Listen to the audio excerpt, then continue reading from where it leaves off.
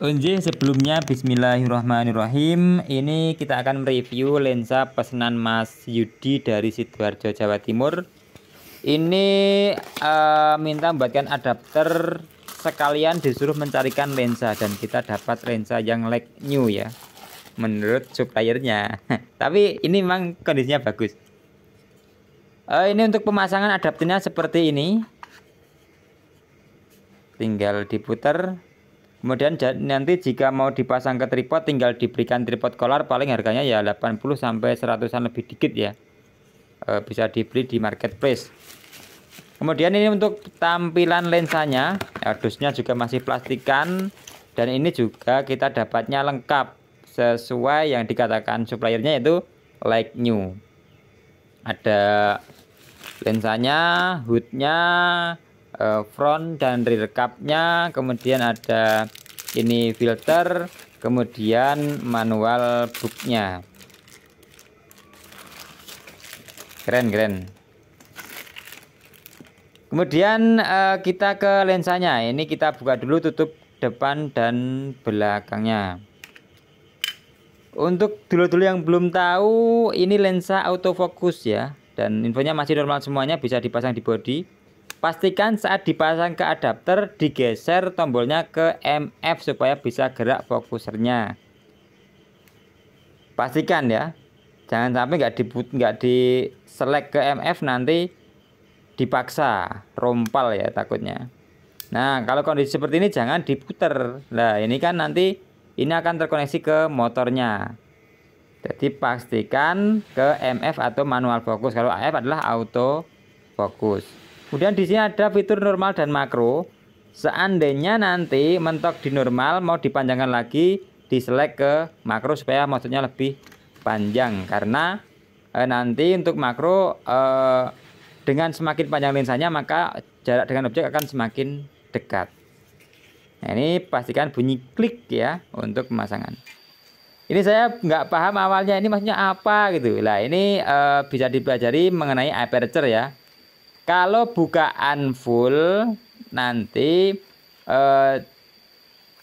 blurnya itu lebih kerasa, misalnya jarak objek sekian dengan sekian, nanti yang nggak pas fokusnya akan kelihatan blur seperti ini kan.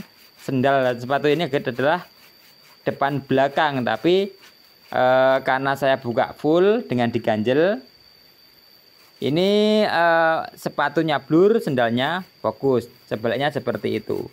Karena ini nggak ada bukaan manualnya ya, jadi harus diganjel kalau mau dibuat seperti ini. Kita coba karena kebutuhannya untuk tangkringan manuk ya, untuk video manuk katanya, untuk konten ya.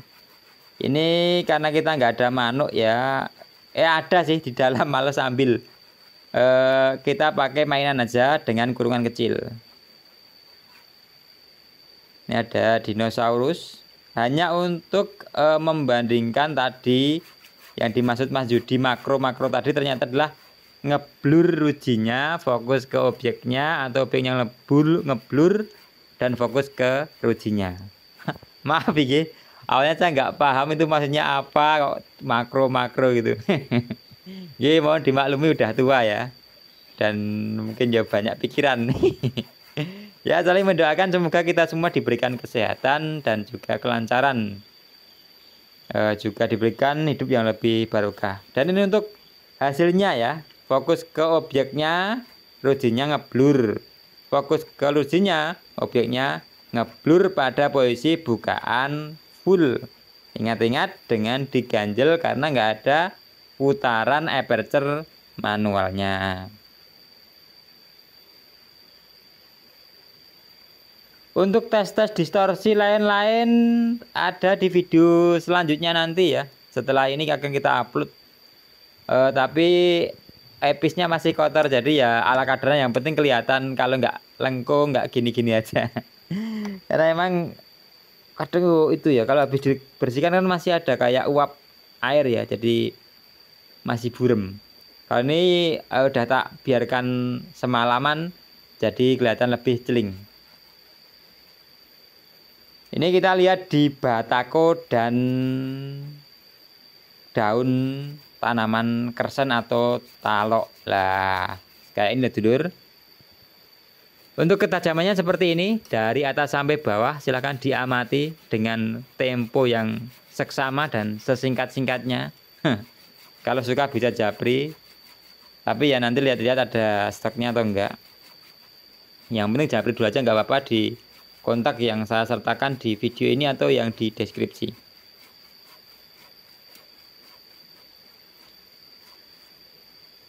Nah, ini bisa diamat-amati ya. Kemudian kalau ditanya, banyak sih request yang masuk itu mengenai, Mas buat tutorial cara membuat epis ya. Gimana ya? Ya nanti kita spill nggak apa-apa, tapi dikit aja, nggak sampai dideskripsikan. Bukannya nggak mau, tapi triale loh Mas, triale korbanannya oke Mas. Kadang latihan lain saya habis banyak tapi ya beli nanti dilihat. Nah ini untuk perbandingan ya, tadi full antara godong talok atau daun kersen, depan belakang seperti itu. Tajamnya kalau ini ya nggak diragukan lagi ya.